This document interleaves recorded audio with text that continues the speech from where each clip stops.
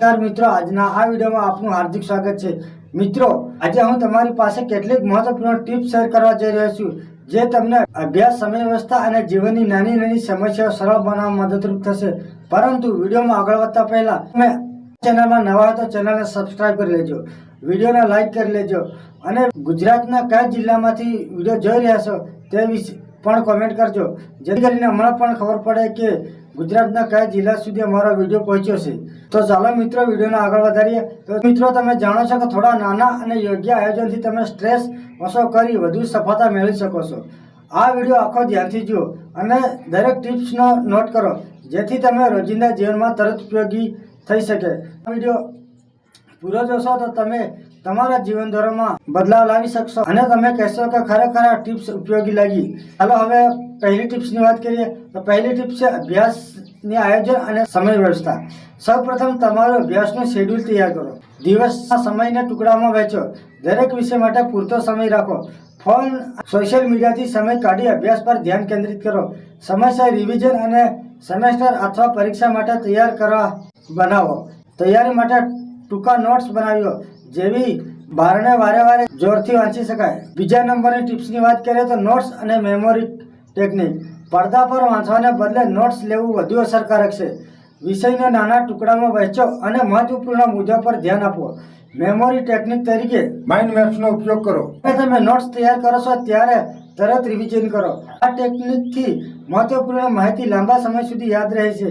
બીજા નંબરની ટિપ્સની વાત કરીએ તે પહેલાં, જો તમે આ વિડીયોને હજી સુધી લાઇક ના કર્યો તો લાઇક કરી દેજો, કારણ કે તમારા એક લાઇકથી અમને પ્રોત્સાહન મળે છે, જેથી કરીને અમે તમારા માટે આવા જ પ્રકારના વિડીયો બનાવતા રહીએ। તો ચાલો મિત્રો, ત્રીજા નંબરની ટિપ્સની વાત કરીએ। ત્રીજા નંબરની ટિપ્સની વાત કરીએ તો ડિજિટલ અને ઓનલાઈન લર્નિંગ।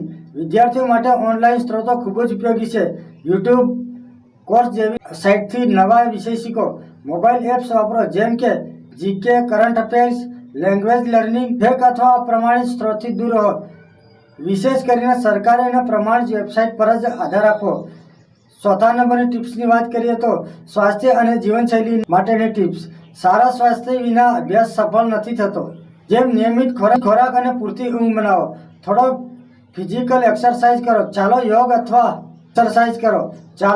યોગ અથવા માનસિક સ્વાસ્થ્ય માટે સ્ટ્રેસ મેનેજમેન્ટ શીખો। ધ્યાન અને ડીપ બ્રીથિંગ કરો। વિદ્યાર્થી જીવનમાં ફ્રેન્ડ અને ફેમિલી સાથે વાતચીત પણ જરૂરી છે।